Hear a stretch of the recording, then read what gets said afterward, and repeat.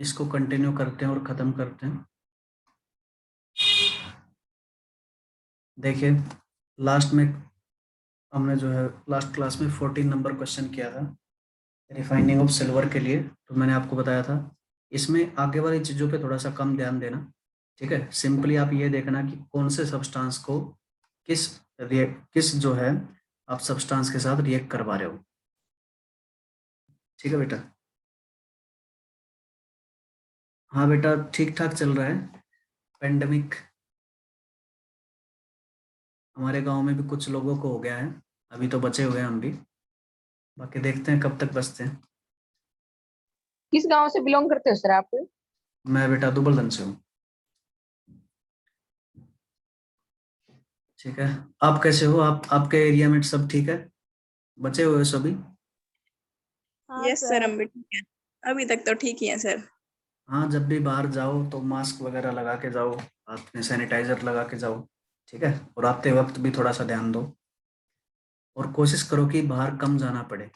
ठीक है, घर में सर एक्सरसाइज हमें वगैरह किया करो, प्राणायाम प्राणायाम वगैरह करोगे तो अच्छा रहेगा, मेंटली डिप्रेस नहीं होगे। मेंटल हेल्थ भी बहुत ज़रूरी है। ठीक है, तो इन सब बातों पे ध्यान रखना, बाकी सब ठीक ही होगा। चलिए देखते हैं क्वेश्चन नंबर 14। तो रिकवरी ऑफ सिल्वर जब हम करते हैं सिल्वर नाइट्रेट से, सिल्वर नाइट्रेट है AgNO3, इसमें से अगर आपको सिल्वर निकालना है तो सिल्वर निकालने के लिए आप क्या करते हैं, कॉपर मेटल से डिस्प्लेसमेंट करते हैं। अब डिस्प्लेसमेंट बोल रहा है, इसका मतलब कॉपर जो है सिल्वर की जगह आके बैठेगा। कॉपर जो है जनरली +2 ऑक्सीडेशन स्टेट में एग्जिस्ट करता है, तो कॉपर नाइट्रेट बनेगा और साथ में आपका सिल्वर बाहर निकल जाएगा। इस रिएक्शन को आपने लिखना था बस इस क्वेश्चन में और बैलेंस करना था, बैलेंस कर सकते हैं आराम से। उसके बाद what do you mean by precipitation reaction? Precipitation का मतलब क्या होता है, जो जिस रिएक्शन के अंदर आप जो है दो क्लियर सब्सटेंस ऐड करते हैं और एक ऐसा सब्सटेंस निकल के आता है प्रोडक्ट जो कि वाटर के अंदर या जिस भी सॉल्वेंट के अंदर आप काम कर रहे हैं वो इनसॉल्युबल होता है। ठीक है, इस तरह की रिएक्शन को हम बोलते हैं प्रेसिपिटेशन रिएक्शन। एक्सप्लेन करना है एग्जाम्पल के साथ, एग्जाम्पल आपको पता है। ठीक है, नेक्स्ट आपके पास explain the following in terms of gain और loss of oxygen with 2 example each.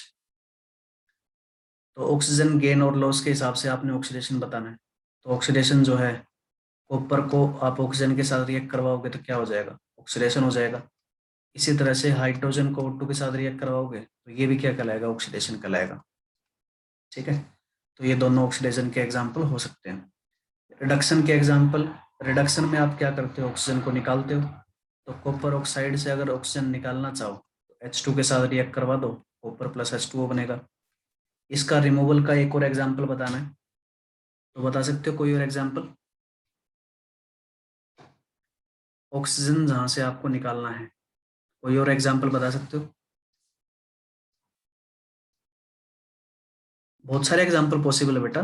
ठीक है, Fe2O3, अगर इसमें एल्यूमिनियम आप डालते हो तो ऑक्सीजन आप निकाल देते हो इसमें से और ये बन जाता है आयरन प्लस Al2O3।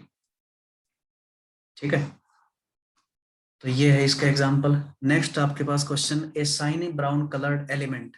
अब देखिए साइनी ब्राउन कलर्ड एलिमेंट केवल एक ही हो सकता है, ये आपको डायरेक्टली पता होना चाहिए। ब्राउन कलर का एलिमेंट केवल कॉपर होता है। ठीक है, तो एक्स क्या है, कॉपर है। कॉपर को आपने हीट किया इन एयर, कॉपर को हीट करने पर एयर में ब्लैक कलर का सब्सटेंस प्रोड्यूस करता है, ब्लैक कलर का कॉपर ऑक्साइड होता है। ठीक है, इसमें जो है कभी कभी आपसे ये भी पूछ सकते हैं कि अगर ये कॉपर को आप O2 के साथ रिएक्ट करवा के एक रेड कलर का सब्सटेंस क्रिएट करते हो।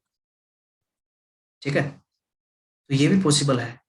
Cu2O, ये जो कंपाउंड होता है ये ब्रिक रेड कलर का होता है, जैसे ईंट दिखाई देती है आपको वैसा ही कलर कॉपर 1 ऑक्साइड का होता है।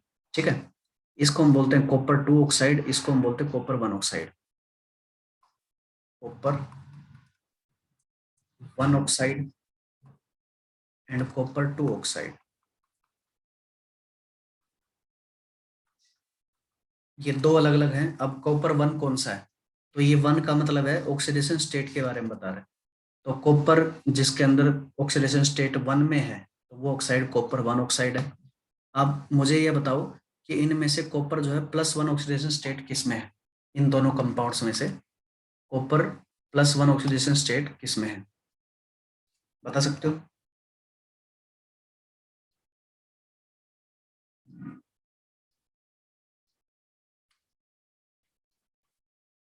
बेटा ये तो जो पहले वाला कंपाउंड देखोगे तो ये ब्लैक कलर का कंपाउंड, इसमें ऑक्सीजन -2 मिलेगा और कॉपर +2 मिलेगा, डेफिनेटली निकाल सकते हो बड़े आराम से। तो इसमें तो +2 है, तो यहाँ पे दूसरे कंपाउंड में आप देखोगे तो -2 और कॉपर पे डेफिनेटली +1 होना चाहिए।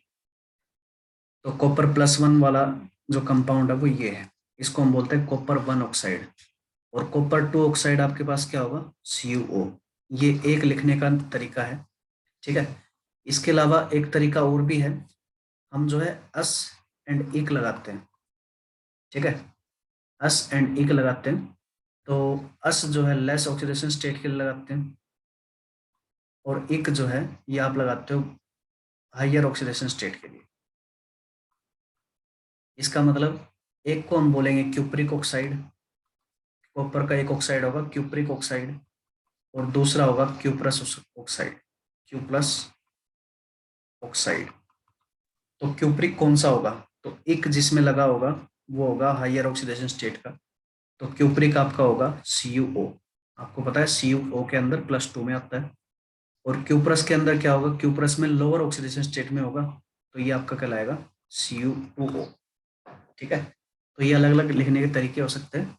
ये बातें आप लिख लें कि कम ऑक्सीडेशन स्टेट वाला कहलाएगा S एंड ज्यादा वाला कहलाएगा इक, ठीक है। ये शायद आपने पहले ही पढ़ा होगा। इसी तरह से आयरन के भी ऑक्साइड हो सकते हैं, FeO एंड Fe2O, Fe2O3, ये दो ऑक्साइड हैं। इसमें आयरन जो है, आयरन इसके अंदर +2 में है और यहाँ पे +3 में है, तो इनके भी दो नाम हो सकते हैं बेटा। +2 वाले का नाम होगा आयरन 2 ऑक्साइड, ठीक है।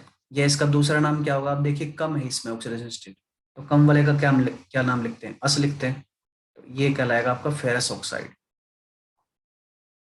Ferrous oxide. ये दो नाम हो सकते हैं बेटा इसके, ठीक है। और नीचे वाले के +3 में है, तो इसको हम लिख सकते हैं आयरन 3 ऑक्साइड, आयरन 3 ऑक्साइड। और इसका दूसरा नाम क्या हो सकता है? Ferric, ferric oxide, ferric oxide, ठीक है। ये अलग अलग नाम लिखने के तरीके होते हैं, तो इनका पता होना चाहिए आपको, कभी भी आपके सामने आ सकते हैं, ठीक है। तो ये क्वेश्चन हमने कर लिया। उसके बाद question number 18, why do we, ये सब बातें जो है एक्स्ट्रा नॉलेज के लिए हैं, ठीक है। ये इस क्वेश्चन से रिलेटेड नहीं थी। इस क्वेश्चन के अंदर ये जो 17th क्वेश्चन किया था, इसमें केवल यहीं तक बात बताई थी कि ब्लैक कलर का स्वेट बनता है, ठीक है, उसका कंपाउंड का नाम बताओ क्या क्या होता है। तो क्या नाम होगा इसका? कॉपर 2 ऑक्साइड होगा, या आप बोल सकते हो क्यूपरिक ऑक्साइड, ठीक है। इतना सही था क्वेश्चन ही। जो बाकी बात मैंने बताया है वो सारा एक्स्ट्रा नॉलेज के लिए। उसके बाद है why do we apply paint on iron articles. तो आयरन आर्टिकल्स जो है रस्ट करते हैं, कोरोड करते हैं, तो कोरोजन को प्रिवेंट करने के लिए आप क्या करते हो? पेंट को अप्लाई करते हो, ठीक है। पेंट अप्लाई करने से होता क्या है? तो ये क्या करता है पेंट?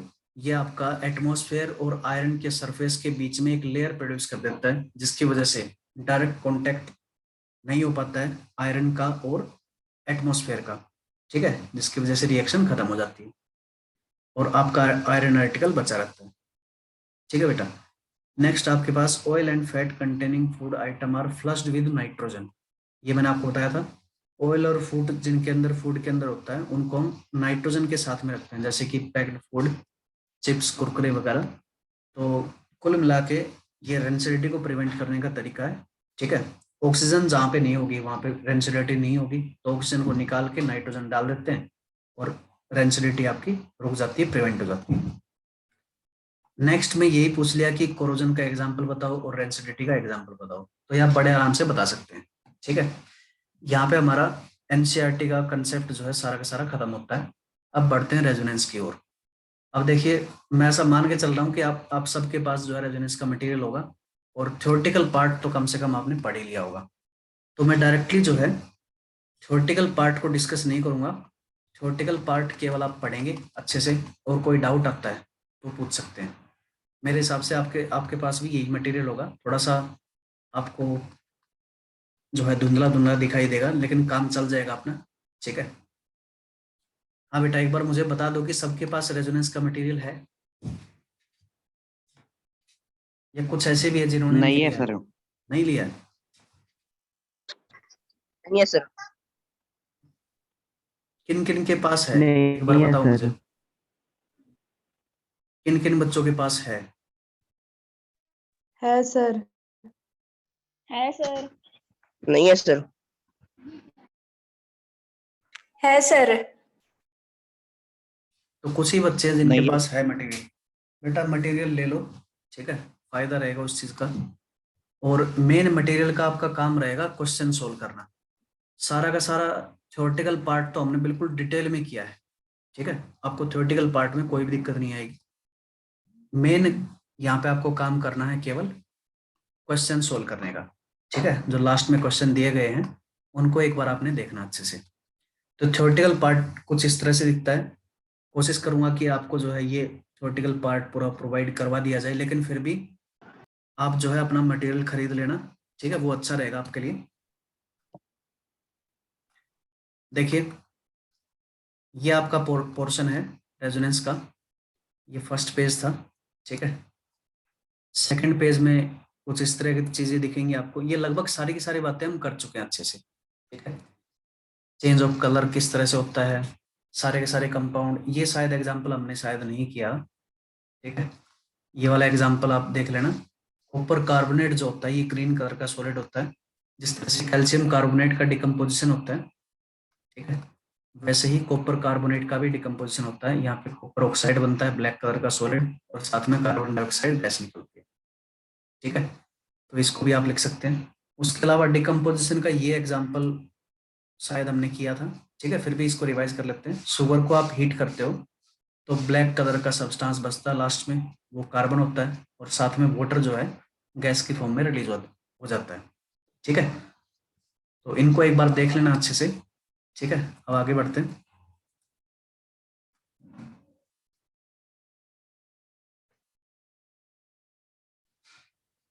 हम मेनली फोकस करेंगे क्वेश्चंस के ऊपर, ठीक है बेटा। तो देखिए ये क्वेश्चन है, इसके अंदर कुछ क्वेश्चन ऐसे भी होंगे जो आपको एनसीईआरटी में मैंने पहले बता दिए, ठीक है। जैसे कि फर्स्ट क्वेश्चन ये है आपके पास, ए शाइनी ब्राउन कलर्ड एलिमेंट। अब ये क्वेश्चन जो है एनसीईआरटी का है, ये हम कर चुके हैं, तो इसको मैं यहीं पर ड्रॉप करता हूँ, ठीक है। अब देख लेना इसको, इसका आंसर भी सॉल्यूशन भी दिया गया है, तो सॉल्यूशन आपको पहले से ही पता है, ठीक है। सेकंड क्वेश्चन है what do you mean by precipitation. अब ये भी एनसीईआरटी का ही है, तो इसको भी आप कर सकते हैं बड़े आसानी से। आगे बढ़ते हैं। अगर कोई थ्योरेटिकल पार्ट में दिक्कत हो तो बता देना बेटा, ठीक है। अब कुछ ऐसे क्वेश्चन भी होंगे जिनके आपको सॉल्यूशन नहीं मिलेंगे बुक में, जैसे कि ये क्वेश्चन है। तो इनमें देखो सबसे पहला question, what will happen when an iron rod is dipped in copper sulphate solution. ये पूछ रहा है कि कॉपर सल्फेट सॉल्यूशन के अंदर अगर आप आयरन रोड को डिप करते हो तो क्या होगा, ठीक है। तो आपको पता है आयरन जो है कॉपर सल्फेट सॉल्यूशन के साथ रिएक्ट कर जाएगा और बना देगा आयरन सल्फेट एंड कॉपर। तो कुल मिला के आपको कॉपर का ब्राउन प्रेसिपिटेट मिलेगा, और सॉल्यूशन का कलर जो है पहले तो ब्लू कलर को कॉपर सल्फेट का सॉल्यूशन होता है, ये थोड़ा सा अपना कलर पहले चेंज करेगा, ठीक है, कलर को थोड़ा सा फेड करेगा, और उसके बाद हो सकता है कि आयरन सल्फेट इतना बन जाए कि उस पूरे सॉल्यूशन का कलर लाइट ग्रीन हो जाए, ठीक है। तो ये पॉसिबिलिटी रहती है। तो ये फर्स्ट क्वेश्चन हो गया। सेकंड क्वेश्चन देखिए, second question, give the characteristics test for the following gases. इन गैसेस के लिए आपको कैरेक्टरिस्टिक टेस्ट देना है, टेस्ट के बारे में बताना है, ठीक है। तो टेस्ट के बारे में मैंने आपको लिखवाया था सारा का सारा, ठीक है ना। तो आप बड़े आसानी से carbon dioxide lime water test produce कर सकते हैं, SO2 भी लाइम वाटर टेस्ट प्रोड्यूस कर सकता है, ठीक है। अब इनमें दोनों में डिफरेंस क्या है, तो दोनों में डिफरेंस भी आपको लिखवाया था। कार्बन डाइऑक्साइड जो है KMnO4 को डिकलराइज नहीं करता है, और SO2 KMnO4 को डिकलराइज कर देता है, ठीक है। यह बात आप लिख सकते हैं, इन दोनों के बीच में डिफरेंस। उसके बाद O2 का टेस्ट कैसे कर सकते हैं, ग्लोइंग स्प्लिंटर वाला टेस्ट बड़े आसानी से कर सकते हैं, ठीक है। या पैराग्लोल के अंदर आप इसको डिजोल्व करके देख सकते हैं, O2 बड़े आसानी से डिजोल्व हो जाएगी। H2 गैस के लिए, H2 गैस के लिए टेस्ट क्या है, सिंपली आप क्या करें, इसको बर्न करके देखें। तो बर्न करके आप जो है वाटर बनाएंगे और साथ में पॉप साउंड प्रोड्यूस होगा, ठीक है। बर्न विद पॉप साउंड, ये बेस्ट कैरेक्टरिस्टिक टेस्ट है फॉर हाइड्रोजन गैस, ठीक है बेटा। तो सारी गैसेस के बारे में हमने जान लिया। और थ्योरेटिकल पार्ट इनका, ये टेस्ट कैसे देते हैं, ये सभी चीजें आपको थ्योरी में नहीं मिलेंगी इस बुक के अंदर, लेकिन मैंने आपको लिखवाया वो सारा का सारा, ठीक है। तो वो पार्ट आप देखिएगा अच्छे से, और आपको चीजें जो है सारी की सारी क्लियर हो सर जाएगी। हाँ बेटा बोलिए। सर सर वो आपने क्वेश्चन आंसर भेजे हैं वो सर एज इट इज लिखने सारे। बेटा मैंने सबसे पहले आपको बताया था कि कोशिश करना कि अपने आप ही आंसर बनाओ उनके, ठीक है। अगर आपको दिक्कत आ रही है तो उनको देखो एक बार, लेकिन मैं फिर भी प्रेफर नहीं करूंगा जैसे का तैसा लिखना, ठीक है। जिनसे बिल्कुल नहीं हो रहा है, काफी मशक्कत कर लिया आपने, तो फिर वही लिख लो, ठीक है। अगर नहीं हो पा रहा तो, लेकिन फिर भी कोशिश करना जरूरी है, ठीक है बेटा, क्योंकि हर एक चीज को आप जो है रट नहीं सर आप सकते। खुद बहुत लेंथी तरीके से है। हाँ बेटा, लेंथी तरीके से पूरा लिखने की जरूरत नहीं है, आप अपने आप से उसको चीजों को बना के देखो, ठीक है। वो पूरा का तो पूरा आप नहीं भेजो फुल एक्सप्लेनेशन के साथ है वो, ठीक है। तो सर मॉडल उसमें अपने आंसर है, तरीके से ट्राई करके। अपने तरीके से मॉडिफिकेशन करो बेटा, उसमें कुछ भी आपको जो लगता है कि हाँ ये बात बतानी चाहिए इसमें, ये चीज एक्स्ट्रा है, इसको नहीं डालना चाहिए, उसको हटा दो, ठीक है। लेकिन वो जो भेजा है मैंने वो मॉडल आंसर है, उससे ज्यादा आप नहीं लिख सकते हो, ठीक है, किसी भी तरह से। तो पढ़ना एक बार उसको अच्छे से, ठीक है, और कोशिश करना कि आप अपने आप ही उनके आंसर बना पाओ, और नहीं बन रहे तो फिर लिख लो भाई, ठीक है। नेक्स्ट है देखिए, थ्योरेटिकल पार्ट आ गया बैलेंसिंग का हमने बिल्कुल डिटेल में सारी बातें बताई, तो थ्योरेटिकल पार्ट को मैं स्किप कर रहा हूँ।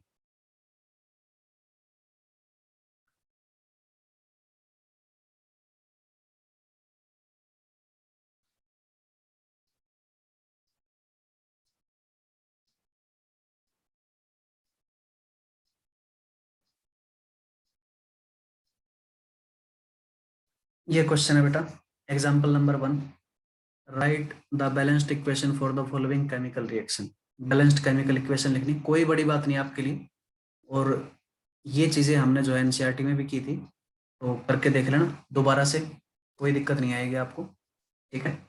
नेक्स्ट आपके पास example number 2, write a balanced chemical equation with state symbol for the following reaction. ये भी एनसीईआरटी का एग्जाम्पल ही है, तो इसको भी बड़े आसानी से आप कर सकते हैं, ठीक है।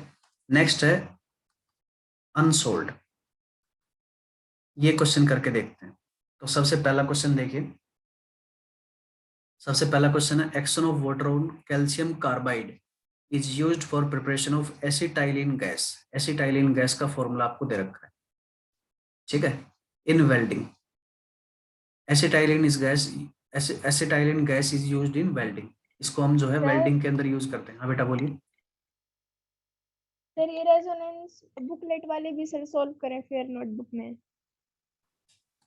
बेटा करना चाहो तो कर सकते हो, वरना एक बार सोल्व करके देखना आपने रफ या फेयर में किसी में भी, ठीक है, ये इंपॉर्टेंट है काम आपके लिए। तो देखिए ठीक है क्वेश्चन क्या दे, सर। कैल्शियम कार्बाइड है आपके पास, इस कंपाउंड का नाम है कैल्शियम कार्बाइड, ठीक है। इसको आपने क्या किया, वाटर के साथ रिएक्ट करवाया, कैल्शियम कार्बाइड प्लस वाटर। तो कैल्शियम कार्बाइड प्लस वाटर आपने किया तो ये बन जाता है एसिटाइलिन, एसिटाइलिन, और साथ में इसके निकलता है स्लेक्ट लाइन, यानी कि कैल्शियम हाइड्रोक्साइड, ये दोनों चीजें निकलती हैं, ठीक है। After the reaction calcium carbide is converted into slaked lime, right the balanced chemical equation for the reaction. अब केवल इतनी ही इंफॉर्मेशन आपको एक्सट्रैक्ट करनी थी, ठीक है। तो ये इक्वेशन बन गई, इसको आप बैलेंस कर सकते हैं। बैलेंस करने के लिए आप क्या करेंगे, तो देखो कैल्शियम एक है, इधर इधर भी एक है, ठीक बात है। कार्बन इधर 2 है, इधर भी 2 है, ठीक बात है। हाइड्रोजन और ऑक्सीजन में गड़बड़ है, तो सबसे पहले हाइड्रोजन देखो 2 है, इधर 2 है और 2 ये 4 है, तो 4 बना दो इसको 2 से मल्टीप्लाई करके, हो गया बैलेंस हाइड्रोजन। अब ऑक्सीजन को चेक कर लो बैलेंस हुआ या नहीं हुआ। 2 ऑक्सीजन इधर हैं रिएक्टेंट साइड में और 2 ही ऑक्सीजन प्रोडक्ट साइड में। तो इस तरह से आप बैलेंस कर सकते हैं। तो देखिए कोई भी क्वेश्चन आता है आपके सामने तो उससे घबराना नहीं है। ये हो सकता है कि आपने कभी नहीं सुना कैल्शियम कार्बाइड क्या होता है, ठीक है, एसिटाइलिन गैस क्या होती है, लेकिन इसमें कोई ऐसी चीज थी नहीं जो आपको यूज करनी डायरेक्टली, ठीक है। इसमें केवल ये दे रखा था कैल्शियम कार्बाइड को आपने रिएक्ट करवाना है वाटर के साथ, और फिर एक तो एसिटाइलिन गैस निकलती है और उसके बाद दूसरा क्या निकलता है, स्लेक्ड लाइम निकलता है। तो स्लेक्ड लाइम अगर आपको पता है तो डेफिनेटली आप जो है बड़े आसानी से लिख पाओगे इसका फॉर्मूला और इसको सोल्व कर पाओगे, ठीक है बेटा। तो ये क्वेश्चन आपका हो गया। नेक्स्ट क्वेश्चन देखते हैं। इन द रिएक्शन, ये रिएक्शन आपकी, इसके अंदर KClO3 यूज किया है, इसको हम बोलते हैं पोटासियम क्लोरेट। पोटासियम क्लोरेट, ठीक है, ये इसका नाम है पोटासियम क्लोरेट। इसको जब आप हीट करते हो in presence of a catalyst, ये कैटलिस्ट की तरह काम, कैसे कैटलिस्ट का काम करता है, ठीक है। कैटलिस्ट क्या होते हैं मैंने आपको बताया था। कैटलिस्ट जो है रेट ऑफ रिएक्शन को अल्टर करते हैं, मतलब कैटलिस्ट क्या करते हैं, रिएक्शन को फास्ट अप करते हैं जनरली। तो जब भी आप हीट करोगे MnO2 के प्रेजेंस में तो KClO3 जल्दी जल्दी कन्वर्ट होगा KCl प्लस O2 के अंदर, ठीक है। ये रिएक्शन दे रखी है आपको। अभी कैटलिस्ट का हमें लगभग कोई काम नहीं होता इस चैप्टर में, तो बस इतना पता होना चाहिए कि ये कैटलिस्ट की तरह काम कर रहा है जब एरो के नीचे या ऊपर लिखा हो तो, ठीक है। What do the symbol delta means, ठीक है, ये पूछ रहा है कि इस डेल्टा सिंबल का मतलब क्या है। तो डेल्टा का मतलब मैंने आपको पहले बता ही दिया था, डेल्टा का मतलब होता है हीट, ठीक है। And MnO2 written on the arrow side, ठीक है। तो MnO2 के बारे में पूछ रहा है क्या है, तो MnO2 क्या है, कैटलिस्ट है। बस इतनी सी बात बतानी थी आपने, ठीक है बेटा। नेक्स्ट क्वेश्चन देखते हैं। ए pinch of sodium solid sodium carbonate. अब देखिए ये जो सोडियम कार्बोनेट है इसका फॉर्मूला लिखना आना चाहिए आपको। फॉर्मूला अगर नहीं लिखना आता है तो गड़बड़ है, ठीक है। ये 9th क्लास के टॉपिक है। वैसे मैं कोशिश करूंगा कि आपको दोबारा से एक बार फॉर्मूला लिखना बता दिया जाए, ठीक है। किस तरह से आप जो है चीजों के नाम याद रख सकते हो। एक बार ये चैप्टर कंप्लीट हो जाता है उसके बाद देखते हैं, ठीक है बेटा। तो सोडियम कार्बोनेट का मतलब है सोडियम है इसके अंदर और कार्बोनेट है। कार्बोनेट का मतलब होता है CO3 नेगेटिव। इन दोनों के बीच में एक कंपाउंड है, ठीक है। वो कंपाउंड क्या होगा, Na2CO3। आप क्रिस क्रॉस करके जो है इसका फॉर्मूला बना सकते हैं। ठीक है बेटा। इसके ऊपर चार्ज जो है पॉजिटिव 1 है, इसके ऊपर चार्ज 2 नेगेटिव है, तो क्रिस क्रॉस करके इसका फॉर्मूला बन जाएगा Na2CO3। A pinch of solid sodium carbonate is added into dilute hydrochloric acid। इसके अंदर क्या क्या, डाइल्यूट हाइड्रोक्लोरिक एसिड हमने डाल दिया, ठीक है बेटा। Sodium chloride and water formed, sodium chloride and water formed remain in the solution where is carbon dioxide escapes out. इसका मतलब क्या कर रहा है, NaCl और H2O तो आपके टेस्ट ट्यूब में रहेंगे लेकिन CO2 गैस बाहर निकल जाएगी, ठीक है। तो कुल मिला के इस तरह से आपको पूरी की पूरी रिएक्शन दे रखी है। जब ये रिएक्शन होती है तब आपका सिस्टम जो है हॉट हो जाता है, गर्म हो जाता है। इसका मतलब क्या बता सकते हो, इसका मतलब ये है कि ये एक एक्सोथर्मिक रिएक्शन है, एनर्जी यहाँ पे निकल रही है, ठीक है। How will the reaction the represented to make it maximum informative. इसमें कुछ गड़बड़ है लिखने में, तो आप जो है इसको ज्यादा इंफॉर्मेटिव कैसे बना सकते हो। तो सबसे पहले मतलब तरीका क्या था ज्यादा इंफॉर्मेटिव बनाने का, कि जितने भी रिएक्टेंट और प्रोडक्ट हैं उन सबकी स्टेट लिख दो आप, ठीक है। तो सबसे पहले Na2CO3 आपने क्या डाला था, सॉलिड डाला था, तो सॉलिड लिख दो यहाँ पे, ठीक है। उसके बाद आप क्या करोगे, उसके बाद देखिए हमने क्या डाला था, डाइल्यूट हाइड्रोक्लोरिक एसिड। इसका मतलब पानी के अंदर हमने डाल रखा था, पानी का मतलब एक्वस है, ठीक है। यहाँ पे डाइल्यूट लिख देंगे, ये हो गया। उसके बाद NaCl और पानी जो है आपके टेस्ट ट्यूब में पड़े रहते हैं। तो NaCl को अगर पानी में डालो तो NaCl क्या हो जाएगा, एक्वस हो जाएगा। और वाटर को हम हमेशा लिक्विड लिखते हैं, ठीक है। और CO2 जो है एस्केप कर रही है, इसका मतलब ये गैसेस फॉर्म में निकल गई आपकी। तो ये हमने क्या कर दिया, इस इक्वेशन को पूरा का पूरा इंफॉर्मेटिव बना दिया, ठीक है बेटा। जितनी भी स्टेट हो सकती है वो सारे के सारे हमने लिख दी। एनर्जी लिख दी, अगर एनर्जी लिख देते हो इसका मतलब और भी ज्यादा इंफॉर्मेटिव बन जाती है, ठीक है। प्रोडक्ट साइड में एनर्जी लिखने का मतलब क्या है, रिएक्शन इज एक्सोथर्मिक। ठीक है बेटा। नेक्स्ट आपके पास बैलेंसिंग, तो बैलेंसिंग बड़े आसानी से कर सकते हो, करके देख लेना इन दोनों को। फटाफट बताओ क्या क्या आएगा बैलेंसिंग करने के बाद, करो इनको अभी।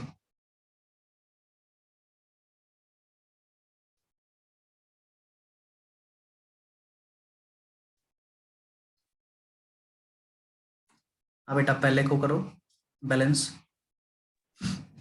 सर राइट साइड में तो 2Al2O3 कर दो सर, और यहाँ पर 4Al और 3O2। ठीक है, बिल्कुल ठीक है भाई, ऐसे कर सकते हो, कोई दिक्कत नहीं है। और भी बहुत सारे तरीके हो सकते हैं इसके। ठीक है।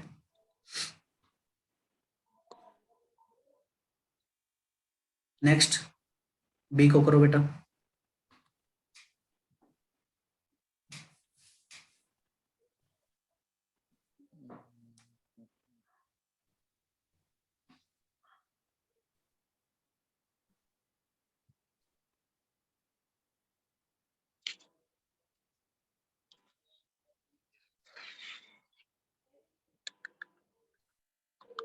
सर 4CO2 कर दो। 4CO2, 5H2O कर दो। 5H2O, बिल्कुल ठीक है। और 13/2O2 कर दो। बिल्कुल ठीक है भाई। जिन बच्चों का नहीं हुआ बेटा वो थोड़ा सा एक बार करके देखें। ठीक है। कुल मिला के एटॉमिक बैलेंस करते हैं हिट एंड ट्रायल से।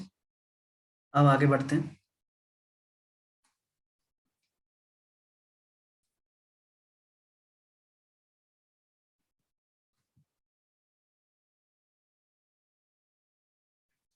अब देखिए थ्योरेटिकल पार्ट में जो है थोड़ी सी अलग चीजें आपको दिखाई दे सकती हैं, जैसे कि स्लो फास्ट रिएक्शन। ठीक है, कुछ रिएक्शन के टाइप जो है इसमें अजीब से दिए गए हैं, तो उनको मैं एक बार क्लियर कर देता हूं आपको। इसमें जो है टाइप ऑफ रिएक्शन में दे रखा स्लो एंड फास्ट रिएक्शन। तो देखिए बेटा कुछ रिएक्शन ऐसी होती हैं जो वो एक सिंगल इंस्टेंट में हो जाती है, मतलब ज्यादा टाइम नहीं लेती। जैसे कि हमने रिएक्शन करके देखी थी लैब के अंदर कि अगर आप जो है सोडियम सल्फेट को बेरियम क्लोराइड के अंदर डालते हो, ठीक है, तो फटाक से आपको व्हाइट प्रेसिपिटेट मिल जाएगा। ठीक है बेटा, बेरियम सल्फेट का व्हाइट प्रेसिपिटेट मिल जाएगा। तो ये रिएक्शन जैसे आपने डाला वैसी ही होगी, कंप्लीट एकदम। ठीक है। इस तरह की रिएक्शन को हम क्या बोलते हैं, फास्ट रिएक्शन बोलते हैं। बिल्कुल ठीक है बेटा पूजा, इस तरह की रिएक्शन को हम क्या बोलते हैं, फास्ट रिएक्शन बोलते हैं, जो सिंगल इंस्टेंट में हो जाए। जनरली फास्ट रिएक्शन जो है ये आपकी प्रेसिपिटेशन एंड न्यूट्रलाइजेशन रिएक्शन होती है। ठीक है, ये ऐसे बोल सकते हो कि fast reactions are double displacement reactions.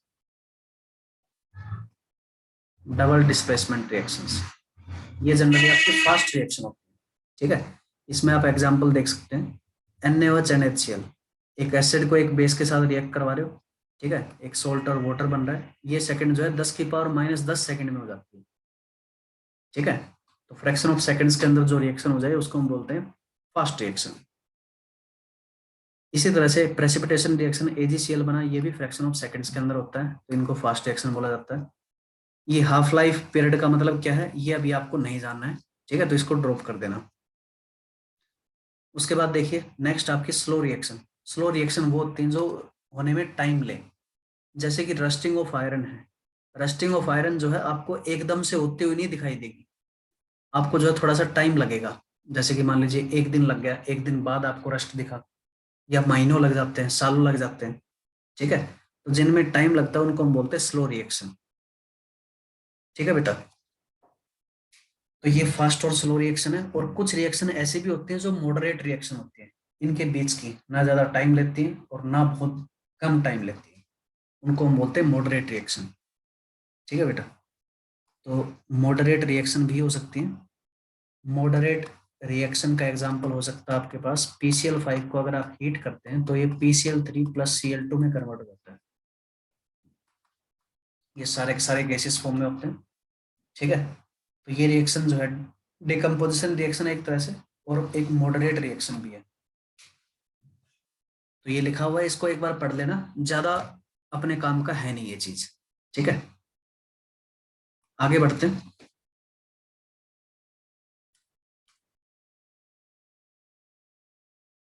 Reversible irreversible ये मैंने आपको बता दिया। ऐसी रिएक्शन जो दोनों डायरेक्शन में हो सकती हैं उनको हम रिवर्सिबल रिएक्शन बोलते हैं, और ऐसी रिएक्शन जो केवल सिंगल डायरेक्शन में होती है उनको हम बोलते हैं इरिवर्सिबल रिएक्शन, ठीक है। इनको दोबारा पढ़ेंगे हम एसिड बेस में, अभी के लिए इतना ही। यहाँ पे देखिए एक स्पेशल जो है केस दिया हुआ है एडिशन रिएक्शन का और सिंथेसिस रिएक्शन का। तो एडिशन रिएक्शन कोई बड़ी बात है नहीं, ठीक है। इसमें क्या कर रहा है कि दो सब्सटेंस को जब आप ऐड करते हो तो एक नया सब्सटेंस बनता है, उसको हम बोलते हैं एडिशन रिएक्शन। यही हमने कॉम्बिनेशन पढ़ा था, ठीक है। कॉम्बिनेशन रिएक्शन भी यही होती है। तो मैं ऐसा बोलूंगा कि एग्जेजरेट करके जो है चीजों को लिखा हुआ है, इनका ज्यादा कोई मतलब बनता है नहीं, ठीक है। उसके बाद बोल रहा है synthesis reaction, a type of addition reaction in which a new substance is formed by the elemental form its component, ठीक है। यानी कि एक सब्सटेंस है जिसको आप एलिमेंटल फॉर्म से बनाते हो तो वो कहलाएगी सिंथेसिस रिएक्शन, ठीक है। तो ये कोई बड़ी बात है नहीं, इसको आप जो है एक बार जस्ट पढ़ ले। और नेक्स्ट आगे ये भी बोल रहा है कि सिंथेसिस रिएक्शन जो है सारी की सारी एडिशन रिएक्शन होती है, और हर एक एडिशन रिएक्शन सिंथेसिस रिएक्शन नहीं हो सकती। जैसे कि एग्जांपल ये है सेकंड वाला, अमोनिया प्लस HCl, ये अमोनियम क्लोराइड बना रहा है, लेकिन ये जो है आपकी सिंथेसिस रिएक्शन नहीं कहला सकती, क्योंकि सिंथेसिस रिएक्शन हमेशा इसके एलिमेंटल फॉर्म से ही बनता है। अमोनिया जो है एलिमेंट प्लस एलिमेंट टाइप हमने पढ़ा था कॉम्बिनेशन में, एलिमेंट प्लस एलिमेंट टाइप को ये बोला है सिंथेसिस रिएक्शन, ठीक है। तो ज्यादा फोकस वाली चीज है नहीं, इससे आगे बढ़ते हैं।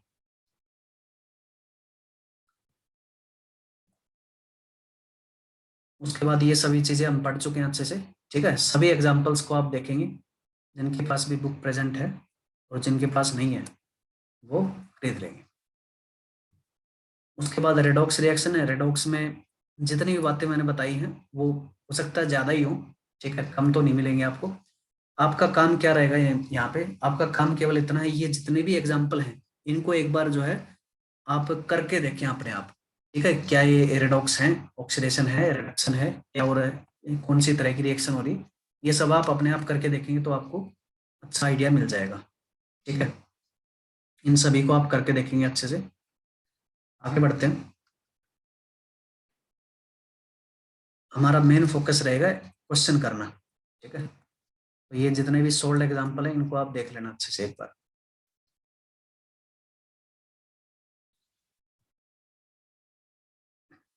ये सारी बातें बताई हुई है, ठीक है बेटा। कुछ आपको जो है एग्जाम्पल ऐसे भी मिल सकते हैं जो मैंने नहीं बताए थे, जैसे कि ये दो एग्जाम्पल हैं। इनमें जो है ऑक्सीजन आपको -12 ऑक्सीडेशन नंबर के अंदर मिलता है, KO2। आपको पता है पोटासियम हमेशा +1 में जाएगा, तो डेफिनेटली दोनों ऑक्सीजन के ऊपर -1 आना चाहिए, O2 नेगेटिव, ठीक है। O2 नेगेटिव को हम बोलते हैं super oxide, this is called super oxide, ठीक है। और जहाँ पे आपका O3 नेगेटिव आ जाता है, यानी कि KO3 में पोटासियम हमेशा +1 में रहेगा, इस पूरे के ऊपर -1। तो जहाँ पे O3 नेगेटिव आ जाता है उसको हम बोलते हैं ओजोनाइड, ठीक है। तो ये स्पेशल नाम है। इनमें आपको ऑक्सीडेशन नंबर निकालना है तो ऑक्सीडेशन नंबर निकाल सकते हो। इस स्पीसीज के अंदर क्या होगा इसका, तो x मान लो इसका, 2x will be equal to -1, तो x क्या हो जाएगा, -12 हो जाएगा, निकाल सकते हो बड़े आराम से, ठीक है।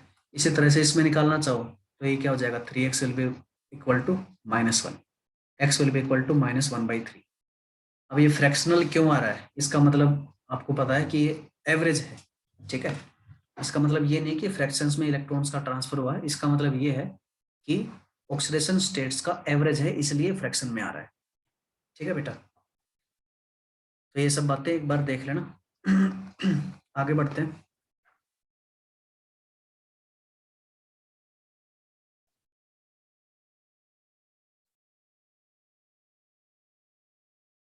उसके बाद देखिए ये कुछ सोल्ड एग्जाम्पल भी हैं इसके अंदर। तो ये वाले सोल्ड एग्जाम्पल शायद हम कर चुके हैं पहले, ये एनसीईआरटी का पार्ट लग रहा है मुझे, ठीक है, तो इसको करने की जरूरत नहीं है, आगे बढ़ते हैं। हाँ बेटा, परीक्षित कुछ पूछना चाहो तो पूछ सकते हो।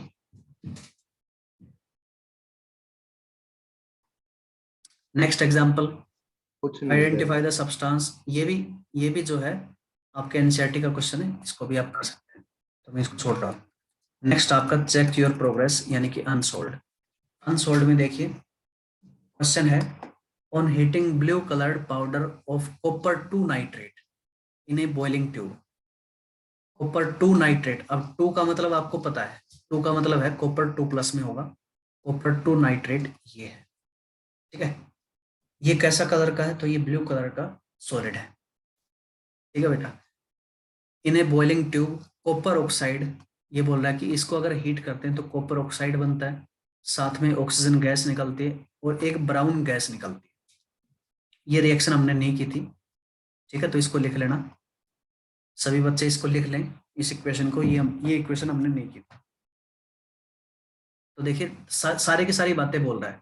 अब यहाँ पे केवल इतना सा है कि ब्राउन गैस के बारे में आपको पता होना चाहिए, ठीक है, ये एक्स है, तो ब्राउन गैस आपको लिखवाया गया था NO2 गैस होती है, ठीक है। Right balanced chemical equation for the reaction, इसके लिए बैलेंस्ड केमिकल इक्वेशन लिखनी है आपने, तो यहाँ पे 2 कर देंगे और ऑक्सीजन यहाँ पे 6 है, यहाँ पे 4, 6 7 हो गया हाफ, ये बैलेंस हो गया, ठीक है। उसके बाद identify the brown gas X, तो क्या है, नाइट्रोजन डाइऑक्साइड बोल सकते हो। Identify the type of reaction, decomposition है, thermal decomposition to be exact. What could be the nature of aqueous solution of the gas X, तो ये गैस एक्स जो है, इसको आप पानी में डालोगे तो कैसा नेचर प्रोड्यूस करेगा, तो मैंने आपको लिखवाया था ये भी कि जब आप H2O के अंदर डालते हो तो ये nitric acid plus NO gas बना देता है, ठीक है, nitric acid plus NO gas, इसका मतलब ये क्या होगा, एसिडिक नेचर का होगा,